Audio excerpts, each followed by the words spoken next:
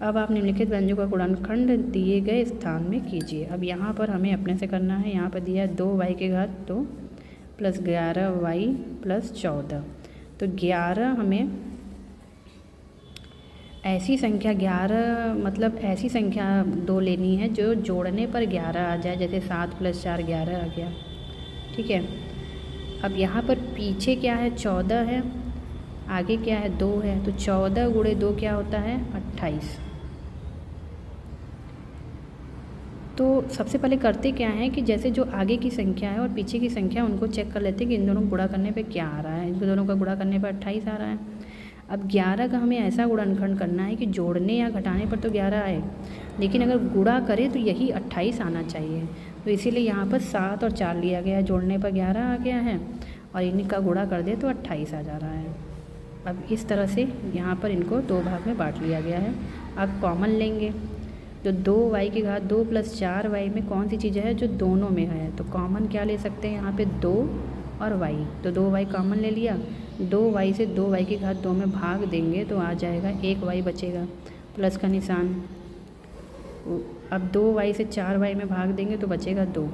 अब इन दोनों में क्या कॉमन ले सकते हैं, जो दोनों में है तो 7 कॉमन ले सकते हैं। 7y से 7 लिए तो y आ गया और 7 से 14 में भाग दिए तो आ गया 2। 2y + 7 और y + 2, y + 2 में से कॉमन ले लिया, आ गया y + 2। अगला प्रश्न है 24 + 11m + m की घात 2। तो यहाँ पर इसको पहले सही रूप में चेंज कर लेंगे। m की घात 2 + 11m + 24। यहाँ पर कोई गिनती नहीं लिखी है, यानी 24 ही होगा। तो 24।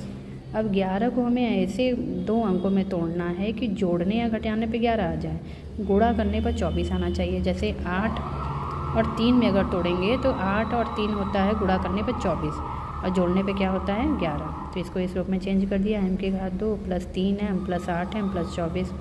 कॉमन लेंगे इन दोनों में से, तो इन दोनों में से m कॉमन हो गया, यहाँ पे m बचा, यहाँ पे 3 बचा।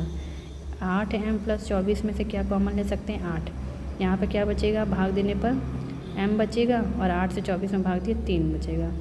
m + 8 और इन दोनों में से कॉमन ले लिया m + 3, तो आंसर हो जाएगा m + 8 m + 3। तीसरा है 5a की घात 2 + 3a - 14। तो यहाँ पर 5 है, यहाँ 14 है। 14 और 5 का पहले गुणा कर लेंगे, 14 × 5 = 70। अब यहाँ पे बीच में हमें क्या लाना है 3a लाना है। तो ऐसी 2 संख्या ले गुणा करने पर 70 आ जाए, लेकिन घटाने पर क्या आ जाए, जोड़ने घटाने पर 3। तो 10 और 7 ले लिया 70 हो जाएगा, घटा दिया तो 3 हो गया। इसको बीच में लिख देंगे 5a की घात 2 + 10 - 7a - 14। 5a की घात 2 + 10a - 7a - 14। कॉमन इन दोनों में क्या कॉमन हो सकता है 5 और a।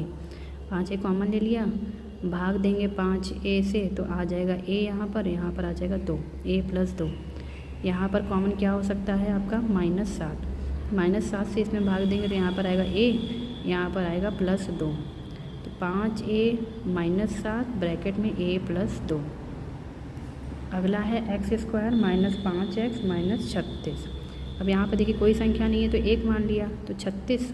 अब 5x का ऐसा गुणनखंड करना है कि गुणा करने पर 36 आए, लेकिन दोनों को जोड़ें या घटाएं तो 5x आए।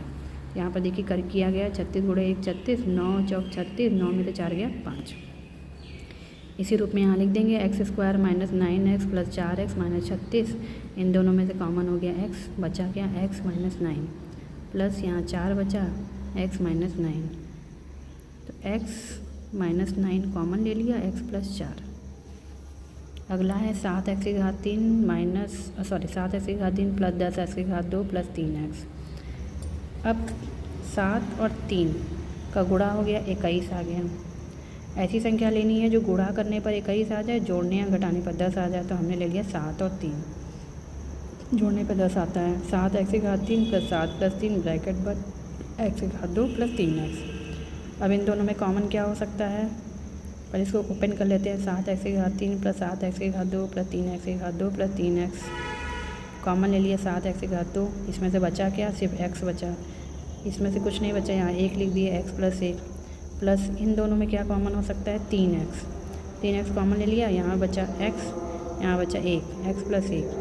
तो 7x की घात 2 प्लस 3x यहाँ लिख दिए, x प्लस 1 में से x प्लस 1 यहाँ लिखा गया, ये आंसर हो गया। प्रश्न नंबर 19 है, दो पूर्णांक a और b ऐसे ज्ञात कीजिए a b बराबर -30 आए और a प्लस b कर दे तो -1 हो जाए। मतलब दो ऐसी संख्या लो जिसको गुणा करने पर -30 आ जाए और जोड़ दे तो -1 आ जाए। तो -6 में गुणा कर दे 5 का तो 6 पंजे 30, -30 आ जाएगा, -30। और अगर इन दोनों को जोड़ दें -6 और +5 में तो आंसर क्या आ जाएगा, -1। दो पूर्णांक यहाँ पे क्या प्राप्त हुए, एक -6 और एक प्राप्त हुआ 5। ए बी -20 लाना है और a प्लस बी -1 लाना है। तो -20 लाने के लिए -5 में गुणा किए 4 का, तो 5 चौक 20 हो गया। इन दोनों को जोड़ दें तो -5 में 4 जोड़ देंगे तो -1। तो पूर्णांक क्या प्राप्त हुआ, पहला पूर्णांक प्राप्त हुआ -5 और दूसरा पूर्णांक प्राप्त हुआ आपका 4। दूसरा है ए बी लाना है -12 और a प्लस बी करने पर -1 आए। तो ऐसी दो संख्या लेनी है, गुणा करने पर -12 आ जाए तो -4 गुणे 3, 12 आ गया। दोनों को जोड़ दें, -4 और 3 को जोड़ दिए तो -1 हो गया। पहला पूर्णांक हमारा है -4, दूसरा पूर्णांक है 3। अगला है ए बी बराबर -10, a प्लस बी बराबर 9। 1 में -1 में 10 का गुणा किए -10 हो गया, दोनों को जोड़ दिए तो 9 हो गया। पहला पूर्णांक आपका 10 है, दूसरा पूर्णांक है -1। 12 लाना है, 6 में 2 का गुणा किए 6 दूनी 12। अब दोनों को जोड़ दे, 6 और 2 जोड़ दिए 8। तो पहला पूर्णांक आपका 6 हो गया और दूसरा पूर्णांक क्या हो गया, 2 हो गया। अगला है ए बी बराबर -48 और a प्लस बी करना है 2। 48 -8 गुणे 6 कर देंगे, 8 6 48 हो गया। दोनों को जोड़ देंगे तो आ जाएगा 2। तो यहाँ पे पूर्णांक क्या प्राप्त हुआ, a बराबर 8 प्राप्त हुआ और b बराबर -6। ए बी लाना है 69 और दोनों को जोड़ दो तो 26 आ जाए। तो कौन से दो संख्या ले लें, 23 गुणे 3 कर लें तो 69 हो जाएगा। अब इनको चेक करके देखते हैं, दोनों को जोड़ लेते हैं तो 26 आ गया, सही है। तो पहला पूर्णांक 23 हो गया, दूसरा पूर्णांक हो गया 3। अगला है ए बी बराबर -6 और a प्लस बी बराबर -1। कौन सी दो संख्या ले लें जो -6 आ जाए, तो -3 गुणे 2। और चेक कर लेते हैं इनको घटाने पर, जोड़ने पर -1 आ रहा है कि नहीं। तो दोनों को जोड़ लिया तो -1 आ गया। तो a बराबर हमारा क्या हो गया, ये -3 हो गया और b बराबर क्या हो गया, 2। अगला प्रश्न है, निम्नलिखित व्यंजकों में कौन कौन एक चर में बहुपद है और कौन नहीं है, कारण के साथ अपने उत्तर दीजिए। देखिए पहला क्या है, 6x की घात 2 -8x + 7। यहाँ पर सिर्फ x है, यानी चर क्या है, 1। और पद कितने हैं, 1 2 3, यानी इनको बहुपद में लिखा जाएगा। पहला पद हो गया आपका 6x की घात 2, दूसरा पद हो गया -8x प्लस हो गया 7, 3 पद हैं। अगला क्या है, t(x की घात 2) प्लस करनी में 2। यहाँ पर एक ही चर है t, पद कितने हैं, 2, t(x की घात 2) और करनी में 2। अगला क्या है, 4 करनी में 2 प्लस y करनी में 3। y एक ही चर है, दो पद कितने हैं, 2, एक 4 करनी में y प्लस y करनी में 3। अगला क्या है, t की घात 10, y की घात 3, t की घात 50। t y t 2 चर हैं आपके, t और y। पद कितने हैं, 3, 1 2 3, तीनों को लिख देंगे, t की घात 10, y की घात 3, t की घात 10।